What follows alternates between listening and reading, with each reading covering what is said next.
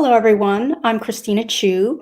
I am the author of Beauty, and I have four incredible authors today, and we're going to be talking about the intersections of women's health, and beauty and literature. These obviously are I've chosen the best writers that I could find for this because they really speak to this issue. And what I really love is that a lot of these issues are issues that will matter to you, I hope. Um, I know that Sandra's going to be talking a little bit about food allergies. And when I was growing up, food allergies were actually not really talked about. And I remember even my mother doubted me when I told her I had food allergies and couldn't eat certain things. And she would make me eat them. So we have a really wonderful cast today. So Porochista will be here shortly, Khakpour. She is having some issues with internet. So she'll be here soon. So let me just first introduce our authors. We have Sandra Beasley. She's the author of 4 poetry collections, including Made to Explode, as well as Don't Kill the Birthday Girl, Tales from an Allergic Life, a disability memoir. She also edited Vinegar and Char, verse from the Southern Foodways Alliance.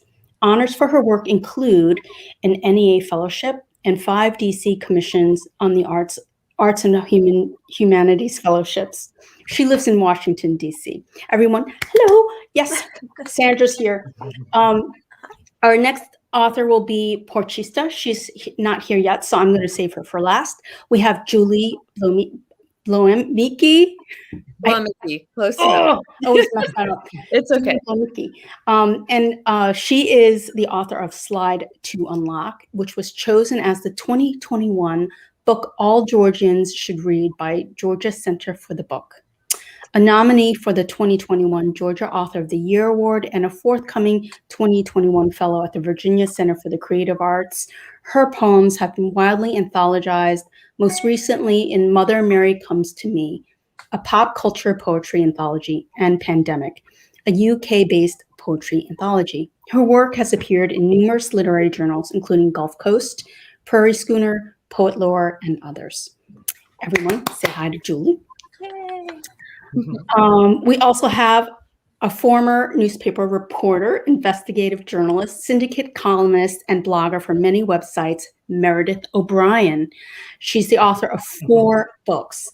Her latest, Uncomfortably Numb, is a memoir about her life-altering diagnosis of multiple sclerosis. Meredith lives in the Boston area and teaches journalism at Northeastern University and creative nonfiction in Bay Path University's MFA program. Everyone, hello. Thanks to Meredith. So our final reader will be Porochista Khakpour. She's the author of Sick and Brown album. Her debut novel, Sons and Other Flammable Objects, was New York Times Editor Choice and a 2007 California Book Award winner in the first fiction category. Her second novel, The Last Illusion, was a 2014 Best Book of the Year, according to NPR, Kirkus, and BuzzFeed. She's the recipient of the National Endowment for the Arts, and her nonfiction has appeared in the likes of the New York Times, the Los Angeles Times, and Elle. She's born in Tehran and currently lives in New York City.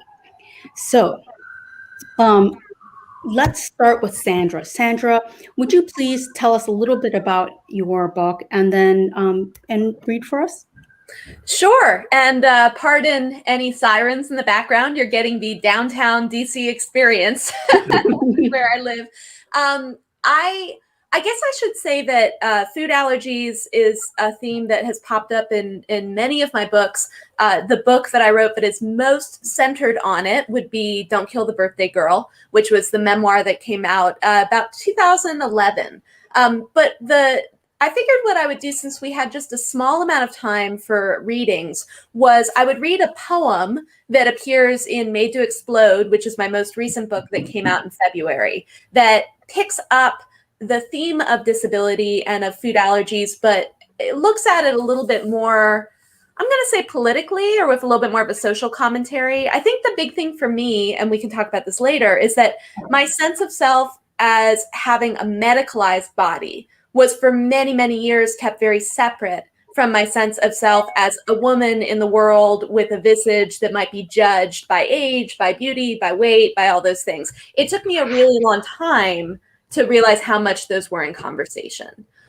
This poem is called Death by Chocolate, and it just grabs at the fact that so often, really anyone with food allergies, but in particular in the examples here, when someone with food allergies is mentioned in a TV narrative, a book narrative, a movie narrative, it's almost always for the purpose of serving as a victim.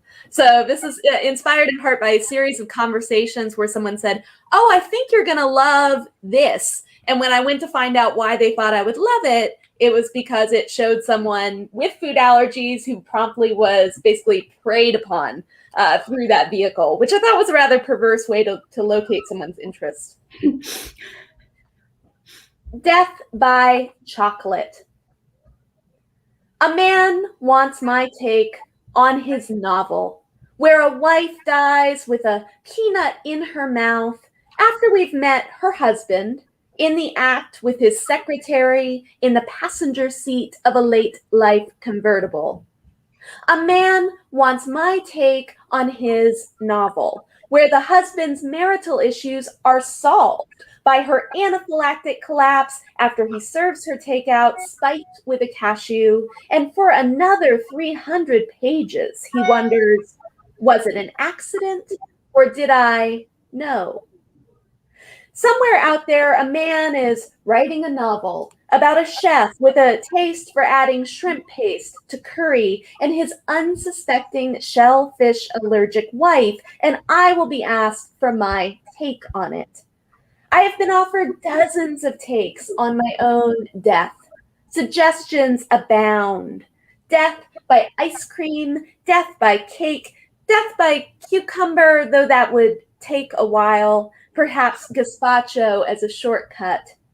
Death by mango, death by Spanish omelet, death by dairy, an abstraction sexy to someone who has never side-eyed, cream brought out slopping toward the coffee, who has never felt histamine's palm at her throat, who says to me, cheese makes life worth living.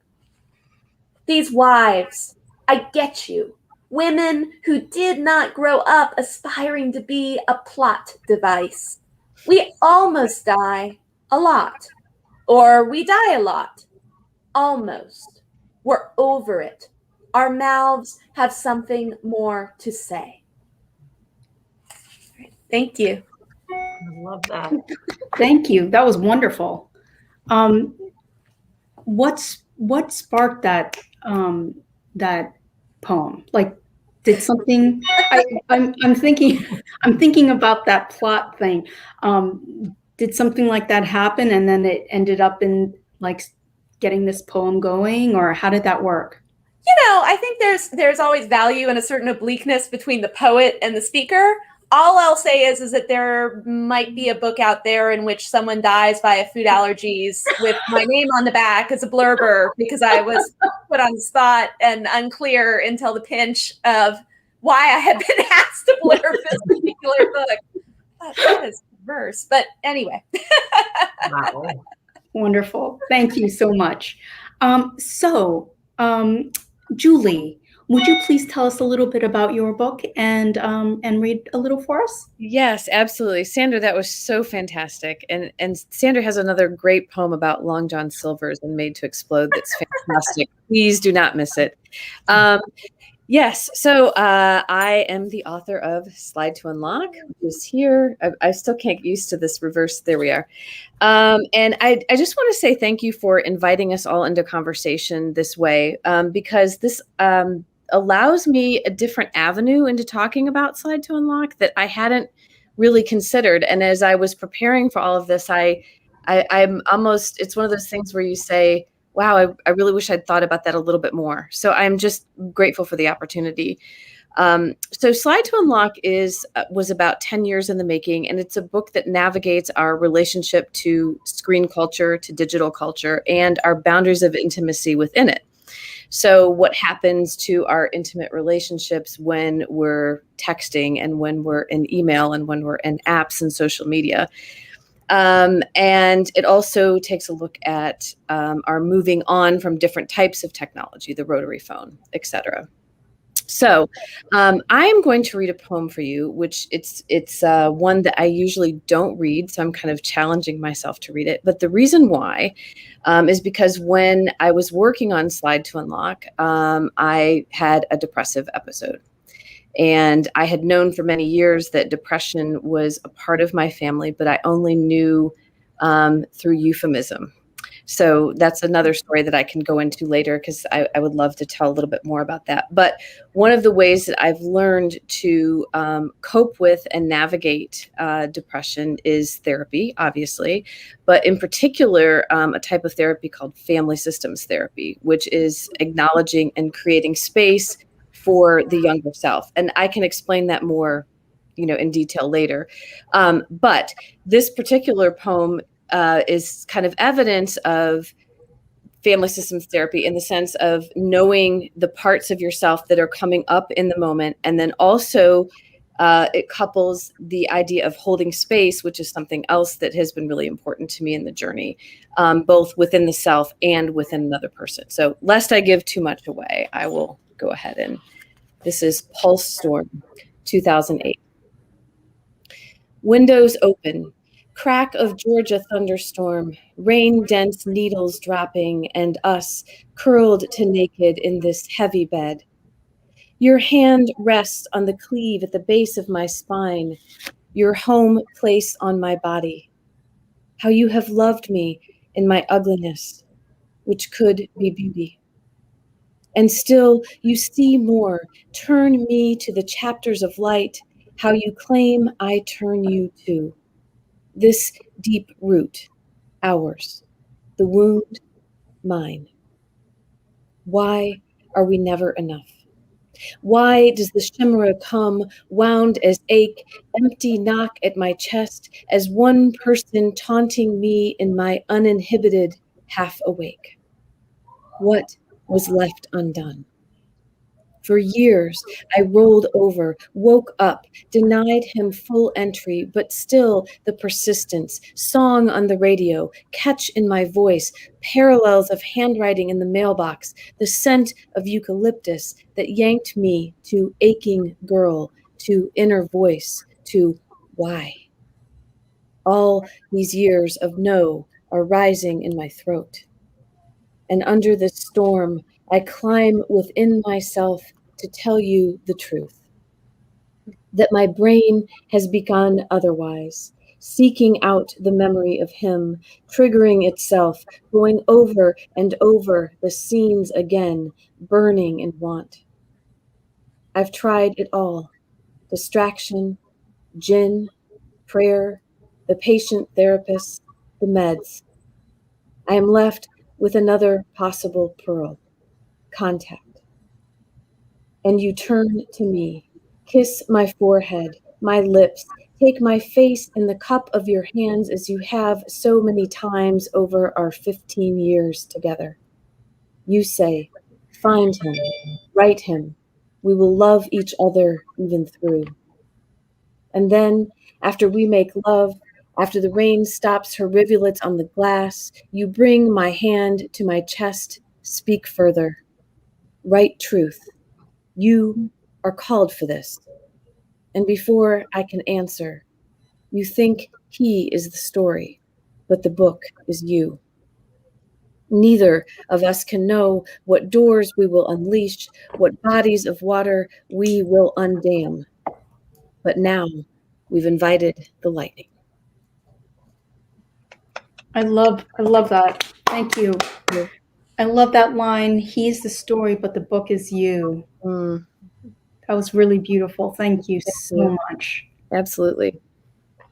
Meredith, would you please tell us a little bit about Uncomfortably Numb? Sure. The book starts, it's kind of meta in a little way. It starts when I was working on the previous book. I was working on a book when I experienced my very first MS symptoms, which were numbness. And it ends with the actual publication of the book that I was working on when I was diagnosed, whose completion was unclear. So the book is about the impact of an autoimmune disease on someone. The book is divided in half. There was a whole 2-year odyssey to get to my diagnosis because it's not an easily diagnosed ailment. And then the second half is, how do I make a peace with how my life has changed involuntarily? How do I see myself as a different type of a teacher, a different type of a parent, a different type of a spouse who has, as Sandra mentioned, I've been medicalized. I've become a patient now. And so how do I reach some sort of peace with the fact that this isn't going to change? It'll stay the same or get worse. So the section that I wanted to read from the memoir is from early on, before I'm diagnosed with MS. And as I said, I had numbness, and I was referred to get an MRI, and they found a lesion on my brainstem. So when they found that, the primary care, she referred me to a neurologist. And so I'm talking about the first time I meet this neurologist, and I'm with my husband, Scott, at the time. And the neurologist, spoiler, doesn't really believe my symptoms and doesn't believe that I actually have MS.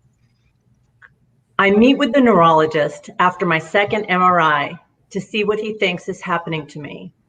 I picked this neurologist because of his hospital affiliation, not because I knew anything about him other than the fact that he is a board-certified neurologist. My general practitioner didn't have any recommendations, so I simply searched for physicians at trusted Boston hospitals. I asked the 6 feet tall, booming voice Scott, my husband, to accompany me into the exam, which in hindsight is a mistake. His presence seems to undermine my credibility with this doctor, who I'm guessing is in his late 30s or early 40s. Dr. Sabine winds up talking to Scott a lot more than he speaks with me after I share with him that I had just started a new job, and I have 3 children, and tend to be an anxious person in general.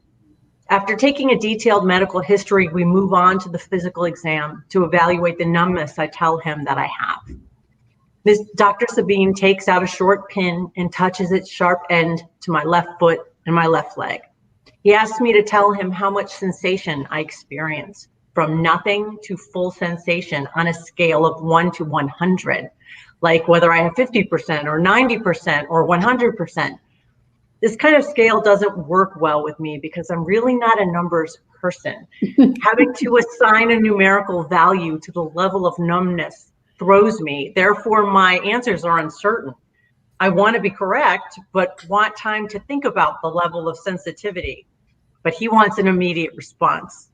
Instead, I'd rather indicate to the doctor the areas where I'm experiencing diminished sensitivity, which has spread no further upward than my abdomen, but is stretched down to the front of my left ankle.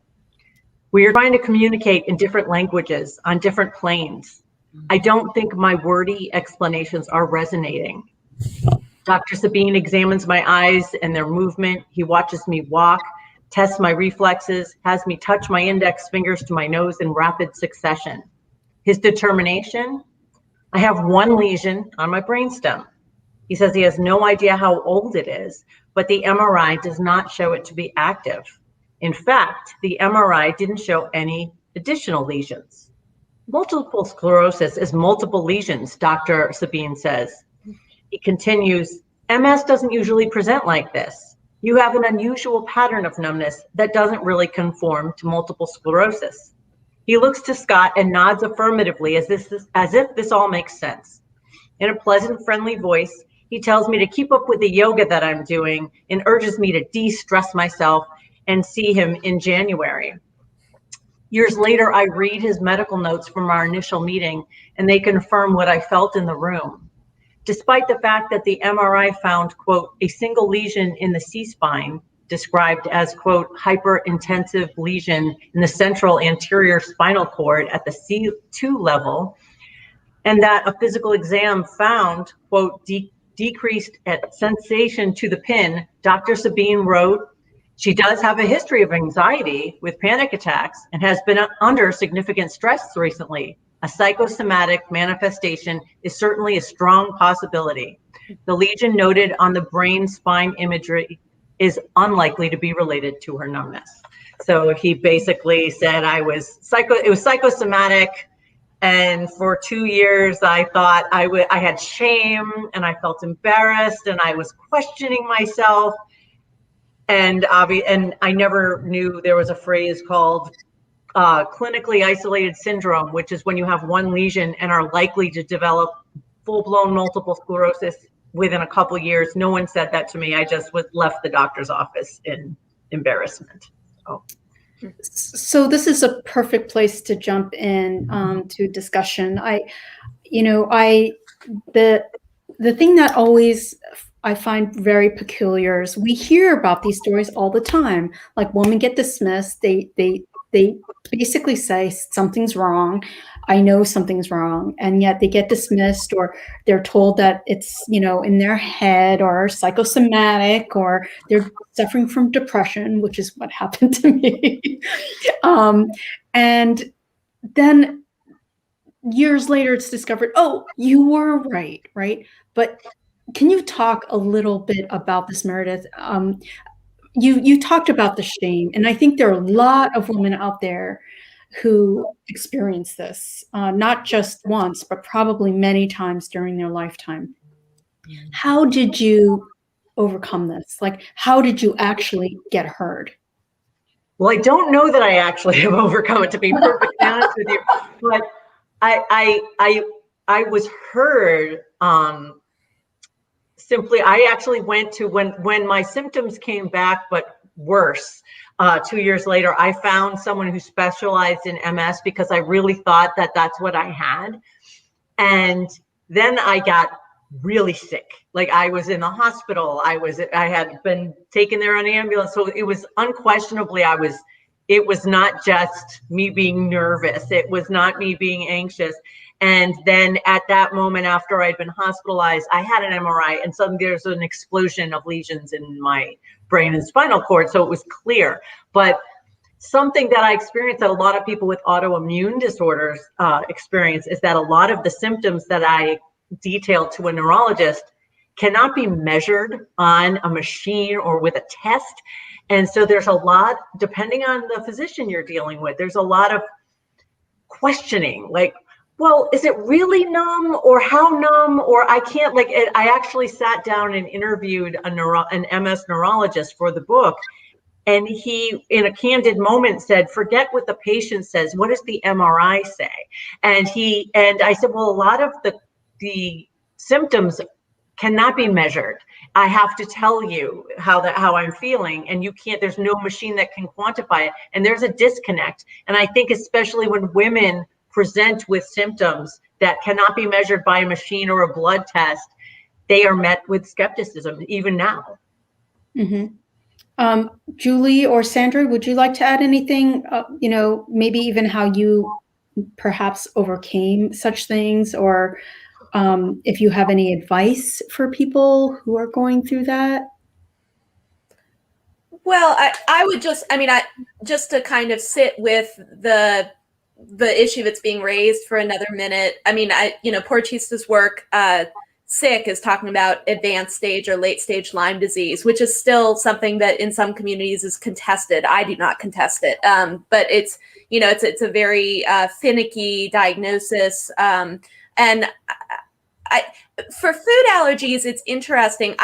For example, I don't ascribe to.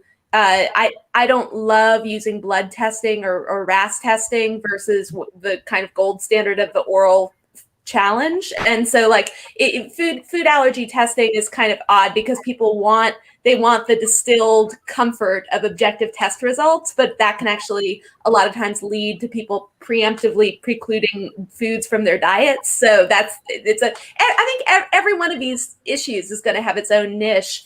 One thing I want to mention is a really important book that I think will be coming out maybe in another couple of years by Tyrese Coleman. I think the tentative title is Spectacle right now, and it'll be coming out with One World Lit. And it's specifically about the journey that Black women have through the American medical system, and just the issues around being disbelieved, kind of dismissed, people wanting to turn to some other authority in the room and addressing them instead. I mean, it's a big issue. I think of my food allergies as a disability that's invisible most of the time, except when it's active, at which point it is highly visible and virtually undeniable in the moment. So it's just I don't have a neatly packaged thing, but I appreciate these issues being raised, and I turn to Julie to keep the conversation going. Oh yeah, well there's just so much to say about it. I think that we as women especially continually have that experience where, it's because we're not fitting into a certain mold, it's not valid, which is very untrue. And, Meredith, as you were talking, I was thinking a lot about something that I had kind of come back to with this conversation, which was, a lot of families kind of tend to bury or not discuss, family issues and how things have been passed down genetically. If there was something that another relative had. What I found interesting was in my family experience, I was always talked to about it, but talked to about it only through euphemism, right? So I would know that there was somebody who took nerve pills. I would know that there was somebody who had an emotional breakdown or spent time away from home, but I didn't have someone to give me the framework for being able to actually interrogate that language. Until a few years ago, an estranged cousin resurfaced to come and visit in Atlanta. And I think the euphemisms kind of kept everybody in a comfortable place.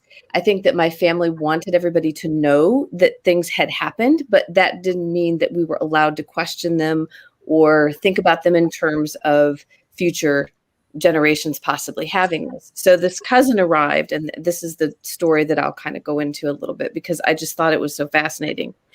She had been cleaning out her father's things and come across a ring that belonged to my grandfather. And so she had said, I really want to return the ring to you. And when she arrived at this restaurant in Atlanta, she pulled out a container that had the ring. But I was more, the true gift was not the ring, it was the container, because the container was a pill bottle with her name on it with sertraline written next to it. So it gave me the opportunity to say, do you have depression? And she was with her sister, and they both just threw up their arms and started laughing. And suddenly everything that had been so contained in my experience was released. And they were more than willing to discuss family legacy that I had not been privy to before. And little did I know that a few years down the line, I would also have my first depressive episode. So they, as women, kind of came in and paved the way, whether or not they knew that they did that, to bring in information. And so when things did happen with me, I did feel more surrounded by community. And, I do come from a place of huge privilege because I was already established with a doctor that does integrative medicine because of food. I don't have food allergies, I have food intolerances. And so when the depressive episode happened, I already had a system in place to help me, but that is so rare. And I think it's just important to acknowledge that and bring that into the discussion. So. Yeah, I mean, I do think that some people have more entitlement than others, and I think Sandra touched on that. I don't know about you guys, but this is just an example of how things can be really different. I remember even when I was giving birth to my son, a nurse actually drew blood while I was having a contraction. And when I said something, like, why are you drawing blood? Like, what are you doing? She treated me like, just be quiet. Like, this is a simple thing. Just, don't cause trouble. And for many months afterwards, it was kind of traumatic, the whole thing. in part because I did not understand how race actually plays into things. And it wasn't until I understood that I could look back and understand what happened. But for months, I was raging about the experience, just raging. So let's talk a little bit about, Julie, you mentioned that you know everything's like in code, right? I think things are less in code these days, right? Because people are talking about health and mental health more, and it's becoming more acceptable. And, people are just, what was it? It was Michael Phelps came out and talked about depression. And that was so huge because he really swung that door right open, and showed people like, an athlete like me can have this, and it's not a sign of weakness because I'm an Olympian, right? And I think it made such a huge difference. And I think talking this way, and being there, so whoever comes to this video in the future or whoever's out there now, they can see that like they're not alone, right? Yeah. You walk down a street. If I walked down the street, Meredith, I would not know that you had MS, right? I would not know, Julie, that you had, you had suffer from depression. And the thing is I do too. So like it just people knowing that it's there, that it's all around them actually, can make them feel so much better. And I would just gently encourage, like, I think one thing that I've tried to constantly in recent years recenter is away from an abled ideal. Like, I don't use the language of overcome or suffering. Like, I don't, you are who you are. Like, you are all yourself in the body of yourself. And so, I think that for me, it was really important. And here's where I have a slight generational disconnect with some folks, because I am not oriented towards needing to feel cured of my food allergies. I'm not interested in desensitization treatments, and that does not mean that they aren't deadly or that they're not multiple, but it's just a slightly different attitude. And I think there has to be room. Here's where it can sometimes get tricky, right? And I think this applies to depression or autism, where you try to prescribe a holistic kind of fully embracing, but then there is such a spectrum or a variety of depths of experience that people are like, oh, but is my version the same as your version? So I just want to, it's such an important conversation to have, but it's also like a really multivalent one. Yes. Well, yeah, and I also think that when we talk about illness, we're talking about, I mean, just it's like a chasm, right? Like there's just so many different things. And, for instance, I had a condition called amyloidosis. It's extremely rare. I had it I must have had it while I was in college, and it wasn't discovered until I was in my 30s. So, my life was closing down a little bit more every year, right? And of course, when the doctors figure it out, what really is going on, instead of telling me that you're depressed and you need to be on meds, by that point, I really was depressed. They suddenly, they ramp up and they're like, you need to get bone marrow transplant and chemo and all this stuff, right? So what are some of your experiences when you, like Sandra, when you have an anaphylactic? I don't think people actually understand what that actually is and what causes it. Can you tell people what this is? I mean, I used to get scared to death because my son is very anaphylactic to several things, and I would try to explain to people that you don't want to be around someone who's having anaphylaxis. It's not good for you either. Tell me what you mean by that. Like, do you mean like it's so stressful to witness it, or what, like you want to avoid it? Is that the idea? Yes, Or that like, if we all work on this together, we can keep this from happening. And it really serves you too. It serves all of us, right? it's to everyone's benefit. Yeah, this is like a restaurant dynamic. Like, seriously, waiter, you want to take this extra 20 seconds, because if we don't take 20 seconds to clarify now, it's going to turn into 20 minutes that's very stressful to everyone. So I get what you're saying. Yeah, I mean, anaphylaxis, different, one simple way of saying it is when more than one system of your body is responding in a dramatic crisis-oriented way simultaneously. So for someone that could be hives and blood pressure, for someone that could be nausea and and vomiting. Like it can be different combinations of symptoms for different people. But the idea where people are particularly concerned, or where constriction of airway is relevant, loss of breath or cardiac issues are relevant. I think that as a writer, it's actually kind of an interesting challenge. I mean, across, two poetry collections and a memoir in particular, I can remember trying to come up with different metaphors and descriptions. What does an allergic reaction feel like, over and over and over again?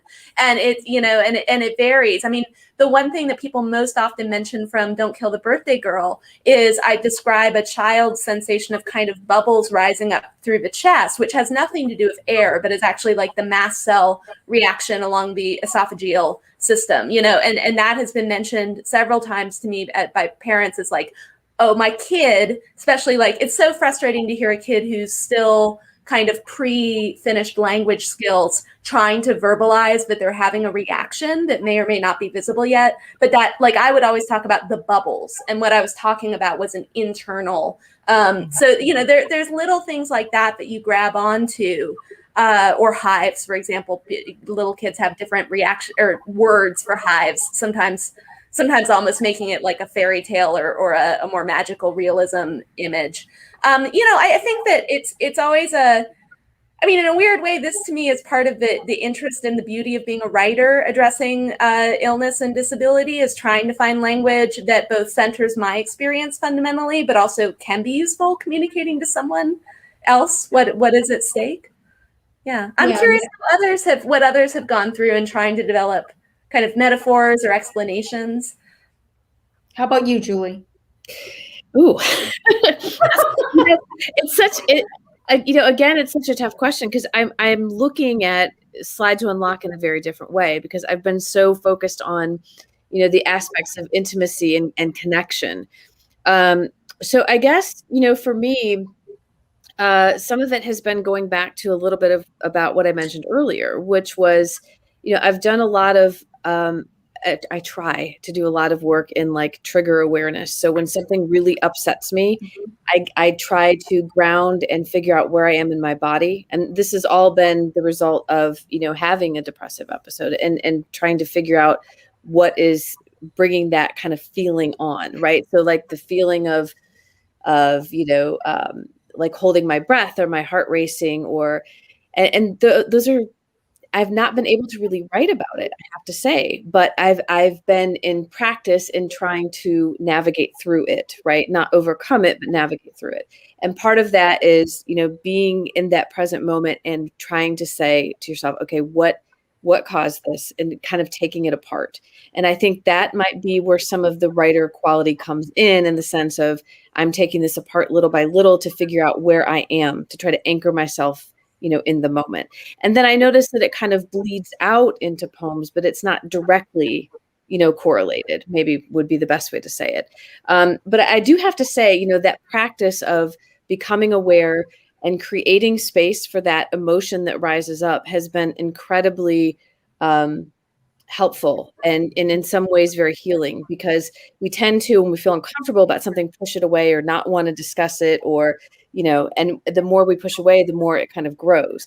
Whereas when you set that intention that you're going to give space and try to name and identify what it is that's coming up, it's amazing what you can start to move through. So for example, okay, you have this feeling come up and you say, well, how old are you right now? And the feeling might say, well, I'm 8, or, I feel like I'm 7, or I feel like I'm 10.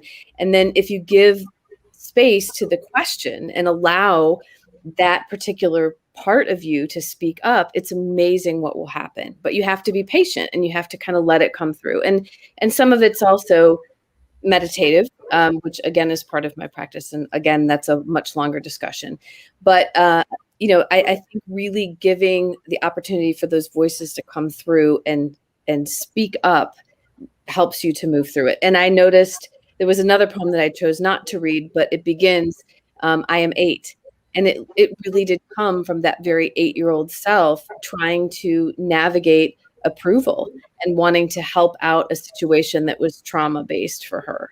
So, and I say her versus I because, some of the I is me, some of the I is apocryphal, and there we are. So hopefully that answers the question. It's a little bit roundabout, but I don't write directly to it. I think it comes through in certain poems. So hopefully it gives a little bit. Well, I definitely want to come back to something that you mentioned, but Meredith, how about you first? As being a journalist, does that make it easier to write about what's going on, or what do you think? It did, because it put distance between me and it was like, that's somebody else. Like I went and got all my medical records, and then I went and sat down, did interviews, things I'm very comfortable with. So I amass all this information and then write about it. But to write about it authentically, then I have to do the personal work and what does it feel like? And I feel like with family and friends and just people in general, most people don't have any idea what multiple sclerosis is. And it looks different with different people.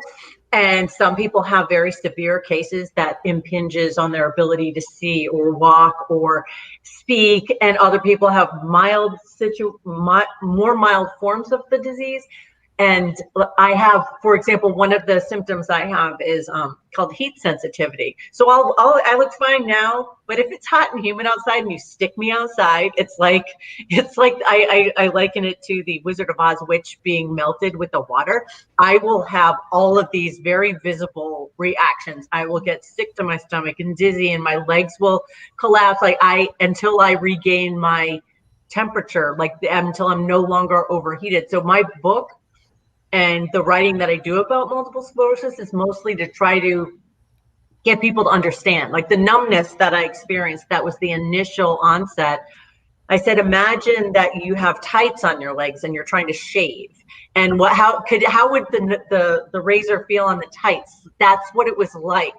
Or trying to touch things with gloves on. That's how it felt. Or Wow. Initially, before I was on medication, I had something that they have these ridiculous names, but MS hug, where it feels right around your abdomen, like someone's taking a corset and just pulling it really hard. And it just kind of like a burn or a pull.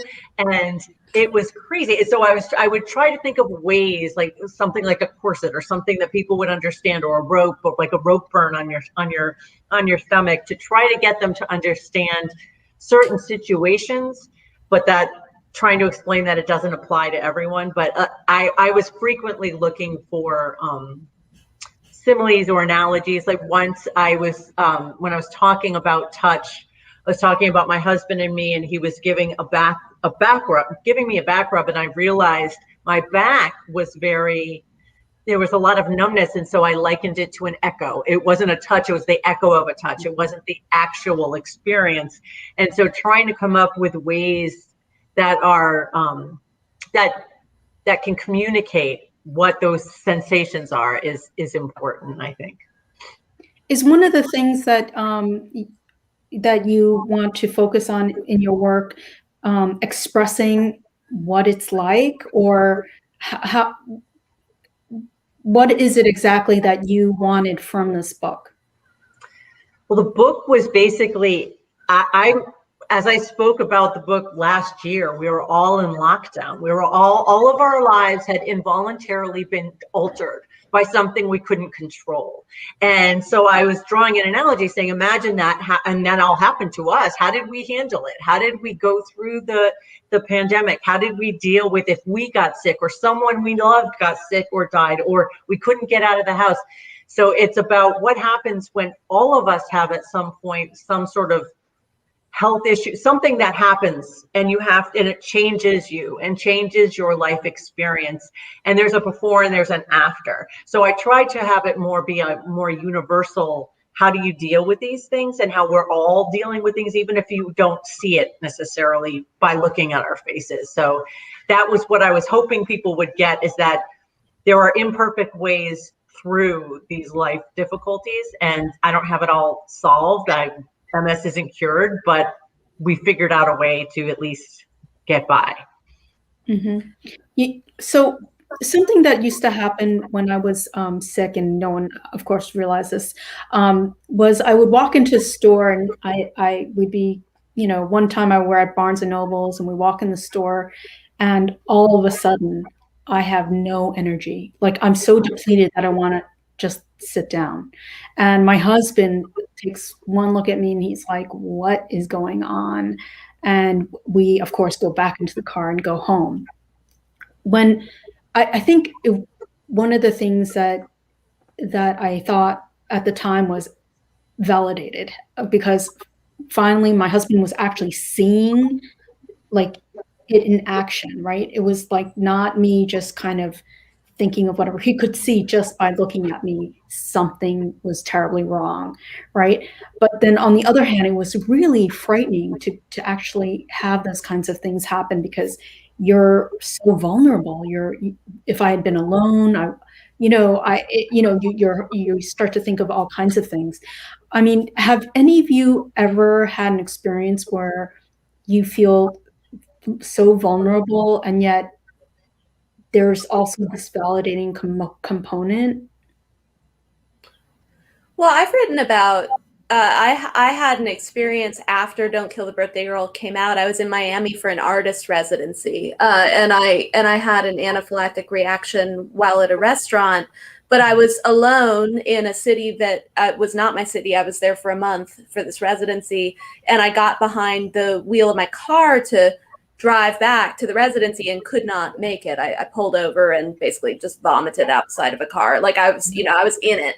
And then I had to kind of, fighting through a haze of reaction, had to figure out, well, who do I contact, and pull together, this kind of impromptu crew of the other artists in residence, figuring out what contact info I even had. These are people I had not developed a close bond to, who then had to kind of come together and figure out where I was in Miami, where to take me for hospital care. And this is I've chosen to be someone with the body I have who travels extensively and often travels alone. And there absolutely is intimidation with that. Part of the reason why I paused when you were asking about anaphylaxis earlier is I'm someone who's lived with multiple anaphylactic reactions. They are not the big bad in my life. I experience them multiple times a year. And it's not because I'm careless. It's just because of how my body is designed. And I don't opt to take some of the levels of extreme seclusion that some folks prefer. So I just, there's absolutely a fear factor, and particularly as a woman. I'm very concerned about a situation of being incapacitated where I then might be taken further advantage of because I'm seen as a vulnerable figure in that moment. How about you, Julie? Well, actually, if it's okay, I wanted to say something with regard to what Sandra said, particularly with there's a scene in Don't Kill the Birthday Girl where she's talking about you were celebrating an engagement and you had gone over everything that was going to be in the shot. Yeah. And thought everything was fine, took the shot, and then just immediately went over and said, I'm going to be in the bathroom. You all need to. Yeah. But I read that how many years ago, and I've never forgotten that, because Sandra kind of has this way of, sort of factually taking apart what's happened, but also showing kind of the emotional journey in this very, very candid and embracing way. So I kind of wanted to mention that because we're talking about this vulnerability. So as someone who, again, I've had many health issues, I can't go into all of them, but and food intolerances, reading that, gave me this sense of permission, like, well, okay, this is how you handle it. And even going to dinner with Sandra, she takes the opportunity every time to teach who she's with about everything. And it's just remarkable to see. So sorry, Sandra, I hope you don't mind. No, it's okay. But part of what we're talking about is you don't have to be the perfect patient. And that's something I would want anyone watching this to realize. You are learning about yourself. It's great if you can learn and model for others things they should know. But you are not all of a sudden held to some pedestaled standard of behavior because you have this special body that you've got to take special care of. You're still allowed to do a shot, assuming, and I think that's a real mistake that once our bodies become kind of defined by a complicating health factor, we think we're no longer allowed to screw up or take risks, or if we do, we've brought it on ourselves in a different way. Right. Absolutely. Or have fun. Yeah. Yeah, I think about that. Like, I'm supposed to go to the very first Red Sox game since COVID with my husband next week. And at night, because I usually don't go in the day, but if it's hot, I really want to go. And so I have to know what are the symptoms. If I'm starting to get really ill, when do I have to leave? I have these really ugly cooling vests, which look like hiking. Like they have all these cooling gel packets in them. I'm gonna have to plan, and it's like planning an invasion. I have all this other medicine so I don't get sick. But if it gets too hot, I'll have to pull the plug and leave. But I want to go. I want to try to go, and I know that makes some of my husband or my kids, they make them uncomfortable. Like, what if you get sick? And I said, well, what if I don't get to go anywhere? Like, I have to plan. I know what the symptoms are if I'm starting to get too hot. And I'm going to try to do the best I can. But I still want to go. But Meredith, just to intersect like the medical model with the social justice model, part of what you're talking about is there should be a cool air conditioned space in a baseball stadium. And you know what? There is, but you have to pay a lot more money than you all probably are to access it. No, this is part of the deal. Yeah. Like there are all kinds of levels of comfort and rest that anybody with a disability, chronic illness would benefit from that have price tags attached to them or otherwise. And this happens all the time. It happens in the writing world. Think of how many conferences and residencies we've attended where the pride is in the breakneck pace, and that assumes an able body, standing room only. Okay, that assumes an able body. Like there are ways that we can address some of these things that are systemic. It's not on the person. But I think that especially because we're often encouraged to internalize it as our problem. Meredith, I wonder if you actually speak to someone before you go in, if that would help. I don't know. I mean, I just wonder sometimes because that's a good idea. I mean, I went a couple of years ago. I went to a U2 concert at the Boston Garden, and it was inside. But it was during the summer, and they were directing everyone towards stairs, and I can't do stairs. That's one of the things with my MS. I have to conserve my energy. So I asked, where are the elevators? And they said, oh, it's for disabled folks. And I said, well, I would qualify for that. And so I was directed there. And the elevator operator looks at me, and he looks me up and down. He's like, this is for disabled people. And I said, well, I have multiple sclerosis, and I'm using this so I can get up to my seats. And he said, don't you have a card? I'm like, no. And then I asked my neurologist, I'm like, do I need a card for multiple sclerosis? He said, there's no such thing. So I do, and I have to get over myself and ask about these if there are accommodations, but there's not a universal acceptance, or there's a lot of scrutiny if you want to use services. And you don't initially look like you've got something wrong with you. Well, yeah, I think that's the thing about disability, right? People have this very certain set idea of disability, right? Like you need to be in a wheelchair, they have that idea, right? So if you don't conform to that idea that they have in their mind, you can't possibly be having an issue, right? So it ends up being very strange. I actually have a younger son with disability, and he looks just like any other kid. So when we were at Disney, Disney has those long lines, and it would just have been the end of us. So I had to speak to them ahead of time, and they were so accommodating. Oh, good. it was shocking how accommodating they were. They never asked any questions. They just, and I just thought, oh, if only the rest of the world could be like this. Yeah.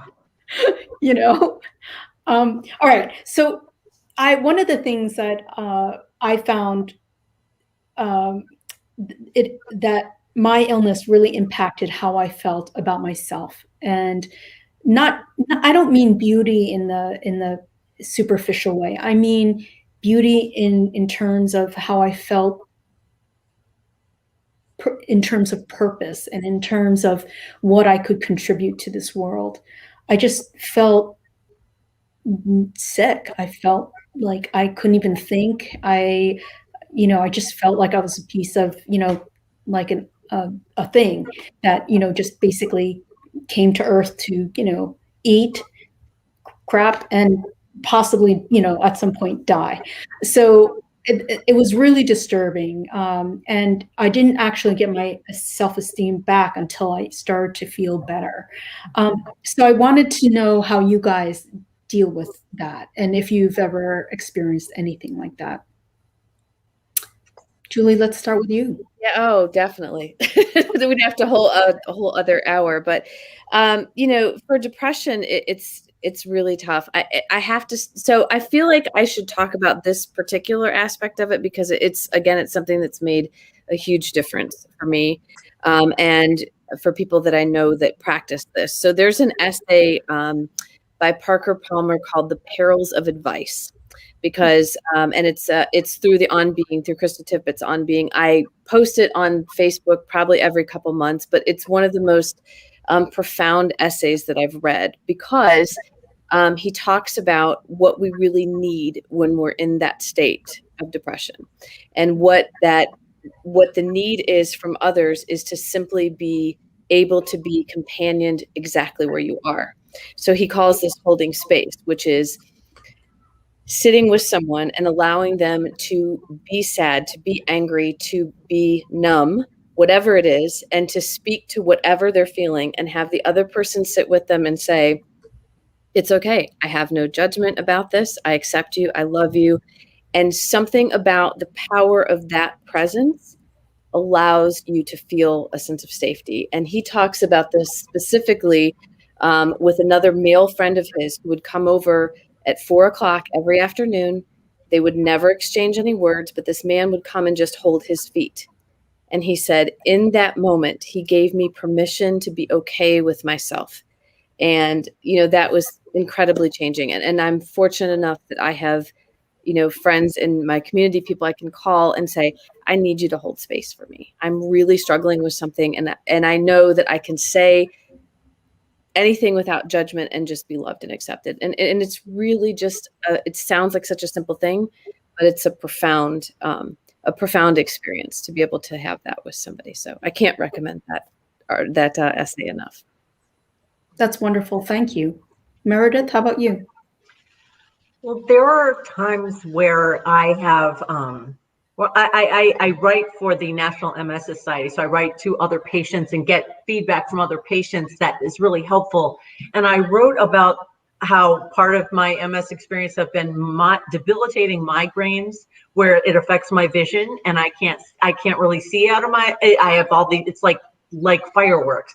So it'll strike me sometimes in the middle of the day, and then I would get angry because I was a multitasking, highly caffeinated person, and I'm in the middle of stuff, and all I can do is lay there in the dark and wait for it to pass. And when it was first started, I'd just be angry. I'd just be like, this is a waste of time. And I'd be fighting it until I finally realized it's not a waste of time. I'm not being lazy. It's just a time my body needed to heal.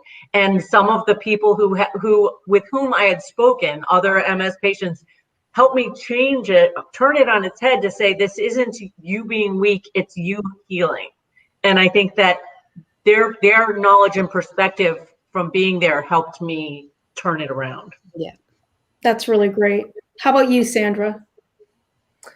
I think that those are both really beautiful answers. And I would just say that I realized a long time ago that I could not separate out my identity as someone with severe food allergies from the other aspects of my personality and who I am, like to what, how I can't, that's not something that I can compartmentalize and wish would be removed. Like I would not fundamentally be the person I am in the world if I didn't have the attention to detail and the kind of tuning fork for the modes of people around me. And like, there's all kinds of small ways that are in some essential ways survival issues attached to constantly being in danger of allergic reactions that they're who I am. And so I can't personally have any regret attached to those complicating health factors, even though absolutely it is upsetting when I lose an evening, so to speak,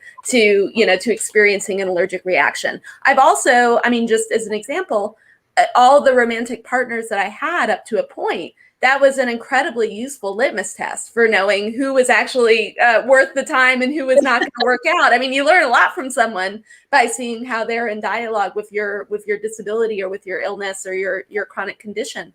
So I think, all I would say is, I think there's still a separate conversation to be had. Maybe we'll have to do part 2 about, just kind of the physical form and the beauty standards, especially as a writer in the publication world, because that's another conversation. But in terms of accepting myself, I can't imagine a version of myself that isn't allergic. And so I think there's beauty in just recognizing that.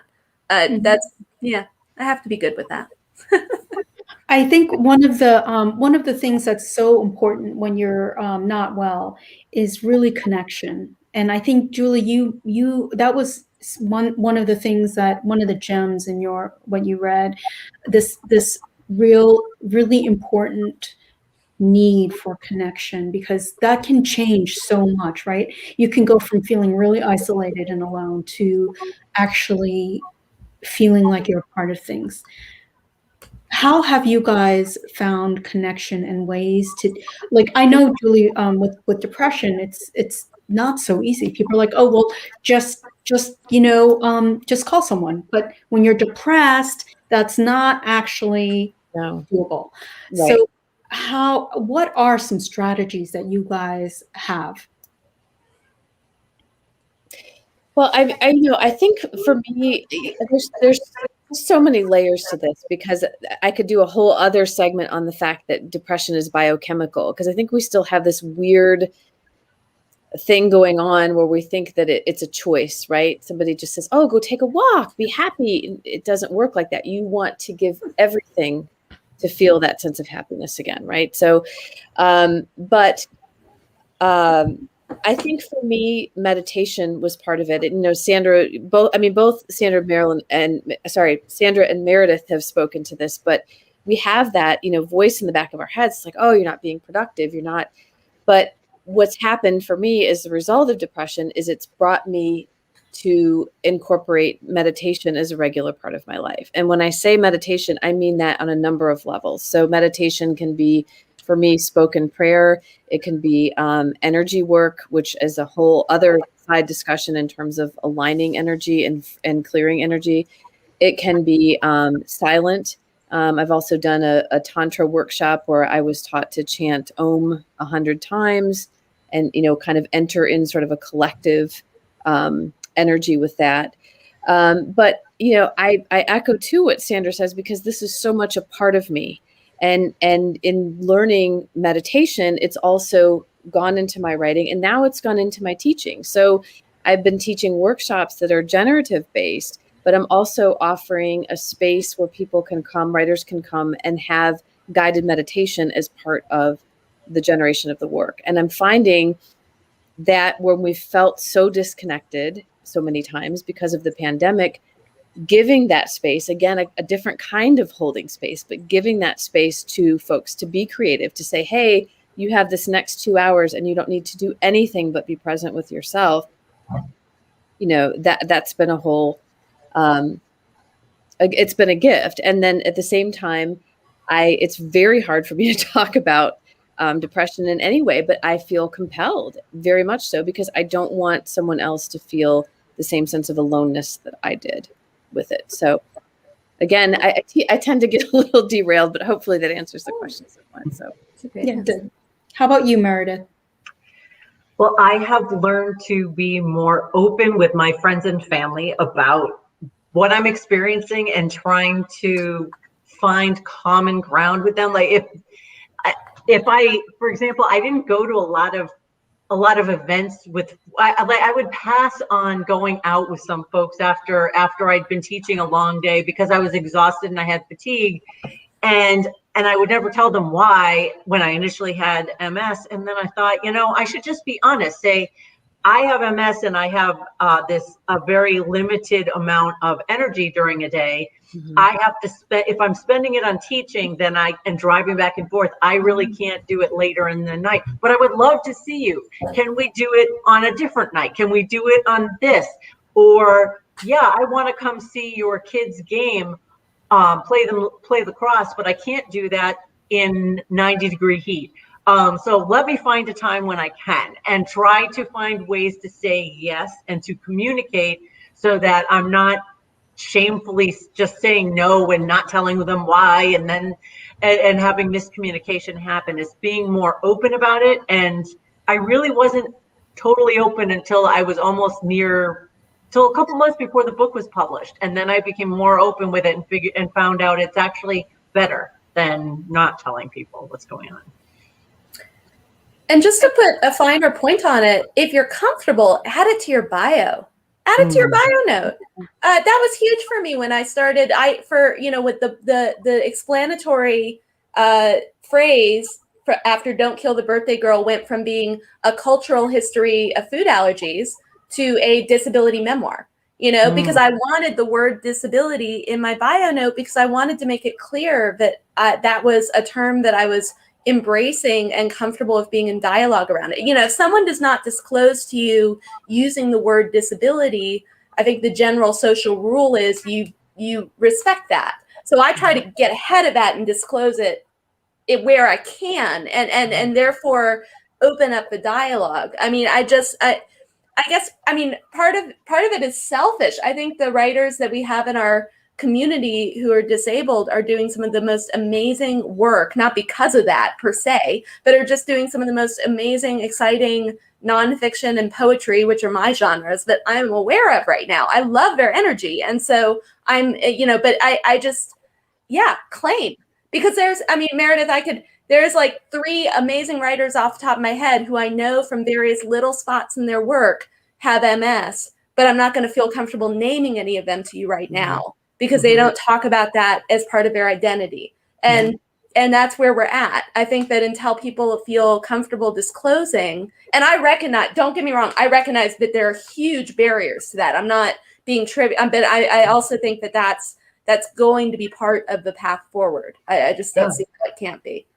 Well, I was really worried about when the book was going to come out and telling the people I work with and telling, like, is this going to mean people aren't going to want to hire me or work with me because of this? And then I think just in the past couple days, we saw a tennis player, Naomi Osaka, admit that she had depression and anxiety, and she withdrew from the French Open.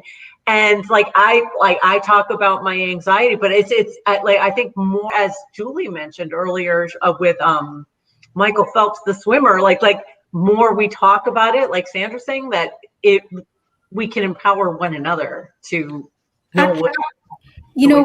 With Naomi, I found it really disturbing the sequence of events, actually, because she said she was, for her mental health, she didn't want to, deal with the news and all that stuff, and the response from the tennis association was that, well, then you'll be fined, and so that's why she withdrew.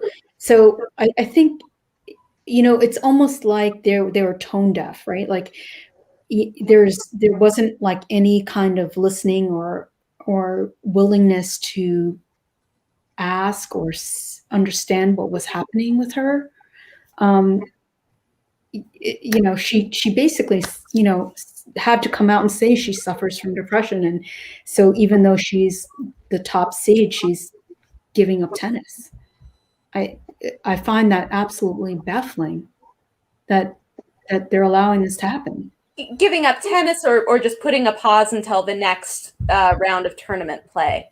Or that's a genuine question. I don't know, but I thought she just dropped out of the French Open, but it was unclear if that is the extent to which she was withdrawing. Right. Yeah. Mm-hmm. So, okay. So one last question. Actually, I don't have time to even ask one more question. It's 8:09. Everyone, thank you for hanging in there, and we really appreciate it. Everyone, please thank Julie, Meredith, and Sandra for being here. They're awesome. Maybe we will have them back again to talk about this more. And thank you for joining us. Authors, please hang on. Thank you. Bye-bye.